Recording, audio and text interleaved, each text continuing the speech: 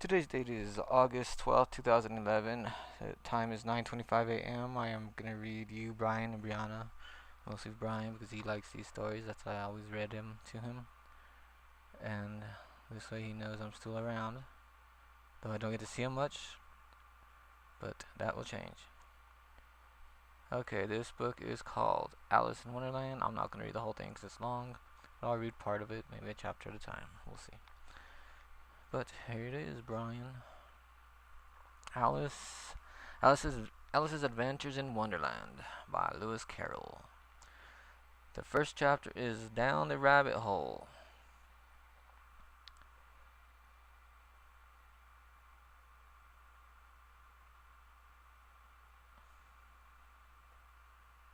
Chapter 1, Down the Rabbit Hole. Alice was beginning to get very tired of sitting by her sister on the bank and of not having nothing to do. Once or twice she had peeped into the book her sister was reading, but it had no pictures or conversations in it. And what is the use of a book, though, thought Alice, without pictures or conversation? So she was considering in her own mind as well as she could, for the hot day made her feel very sleepy and stupid, whether the pleasure of making a daisy chain would be worth the trouble of getting up and picking the daisies, when suddenly a white rabbit with pink eyes ran close by her.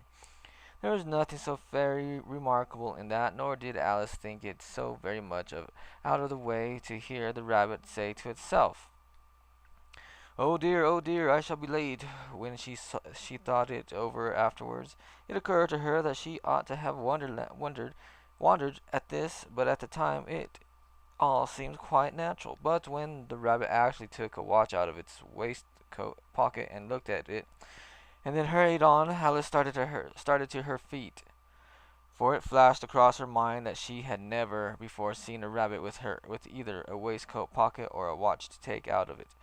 And burning with curiosity, she ran across the field after it, and fortunately was just in time to see it pop down a large rabbit hole under the hedge.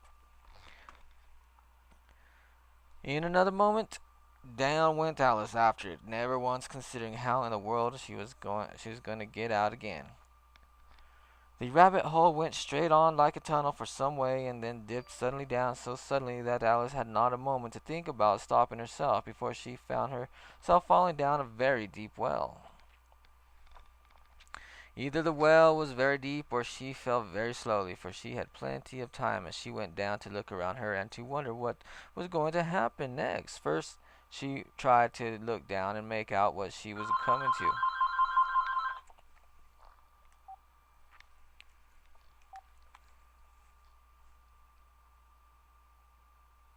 What she was going to happen next. First she tried to look down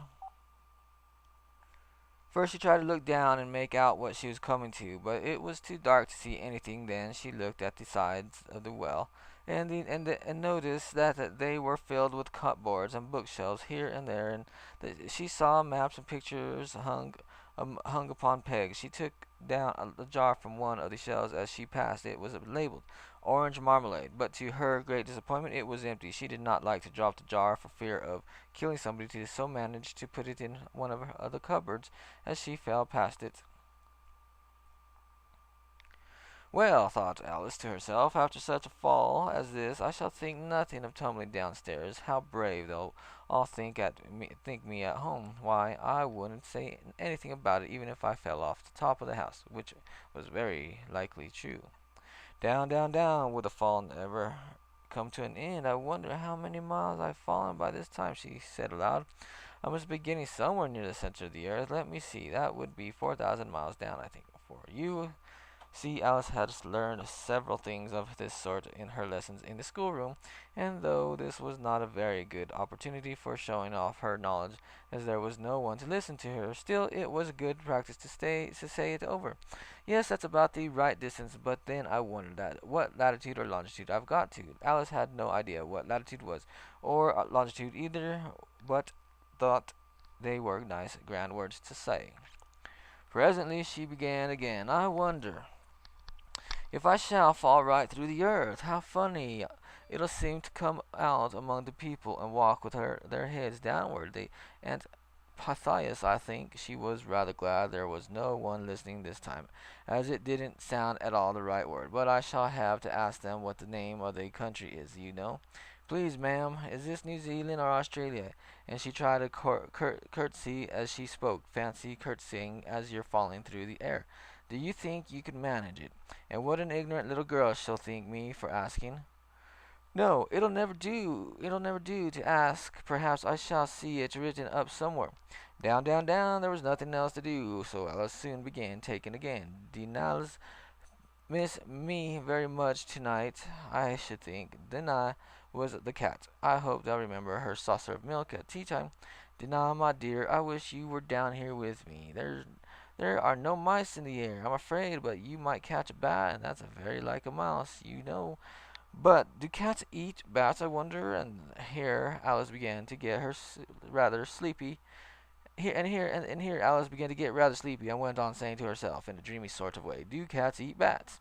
Do cats eat bats? And sometimes do bats eat cats?" For you see, as she couldn't answer her either question, it didn't much matter which way she put it. She felt that she was dozing off and had just begun to dream that she was walking hand in hand with Dinah and saying to her very earnestly, "Now, Dinah, tell me the truth. Did you ever eat a bat?" When suddenly, thump, thump, down she came upon a heap of sticks and dry leaves, and the fall was over. Alice was not a bit hurt, and she jumped up onto her feet in a moment. She looked up. It was all dark overhead. Before her was another long passage, and the white rabbit was still in sight, hurrying down. There was not a moment to be lost. Away went Alice like the wind, and was just in time to hear it say as it turned a corner, "Oh, my ears and whiskers, how late it's getting!" She was close behind it when she turned the corner, but the rabbit was no longer to be seen. She found herself in a low hall, which was lit up by a row of lamps hanging from the roof.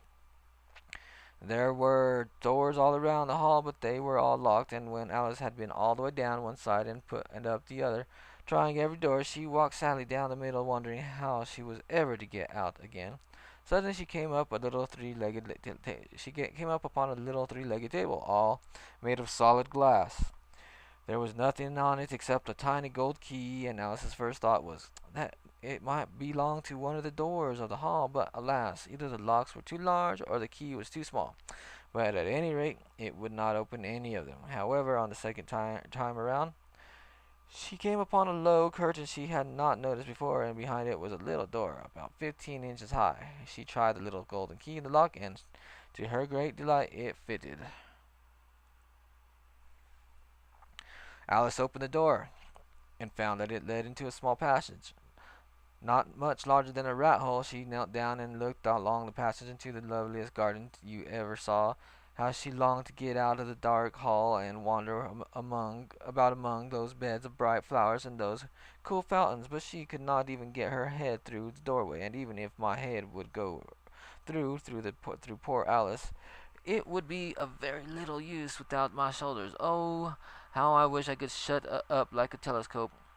I think I could if I only know how to begin, for you see so many out of the way things had happened lately that Alice had begun to think that very few things indeed were really impossible.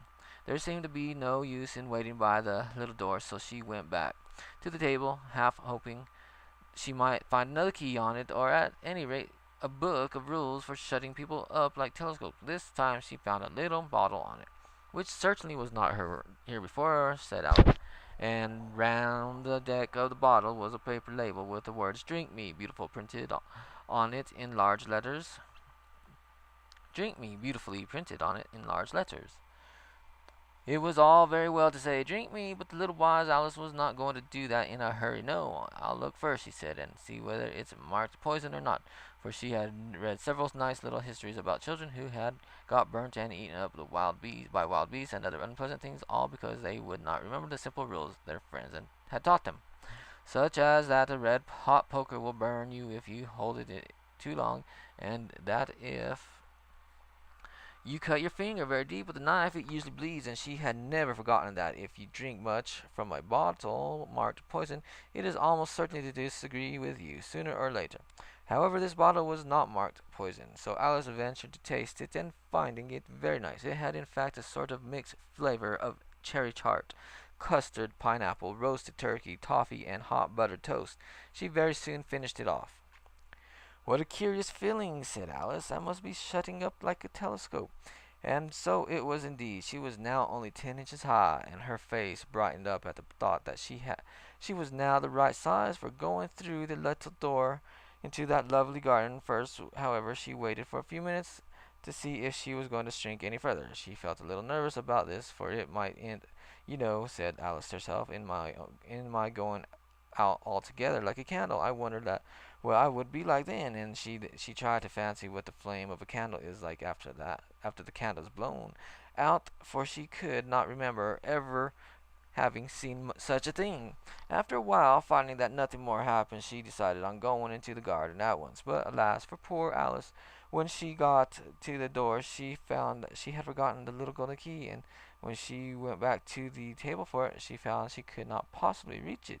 She could see it quite plainly through the glass, and she tried her best to climb up of the legs of the table, but it was too slippery. And when she had tired herself out with trying to pour, little thing sat down and cried. "Come, there's no use in crying like that," said Alice to herself, rather sharply. "I advise you to leave off this minute." She generally gave herself very good advice, though she very seldom followed it, and sometimes she scolded herself so severely as to bring tears into her eyes, and once she remembered trying to box her own ears for having cheated herself in a game of croquet she was playing against herself, for this curious child was very fond of pretending to be two people. "But it's no use now," thought poor Alice, "to pretend to be two people. Why, there's hardly enough of me left to make one respectable person." Soon her eye fell on a little glass box that was lying under the table. She opened it and found it in a very small cake, on which the words "Eat me" were beautifully marked in currants. "Well, I'll eat," said Alice, "and if it makes me grow larger I can reach the key, and if it makes me grow smaller I can creep under the door. So either way I'll get into the garden. I don't care which happens." She ate a little bit and said anxiously to herself, "Which way? Which way?" holding her hand on the top of her head to feel which way it was growing, and she was quite surprised to find that she remained the same size. To be sure, this generally happens when you eat cakes.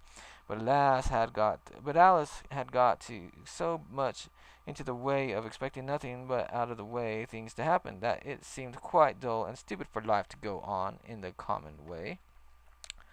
So she set to work and very soon finished off the cake. That is the end of chapter 1, Brian. I will try and read the whole book to you in time. Remember, we're on chapter 2 now. Pool of Tears. I'll see you soon. Love you. Bye.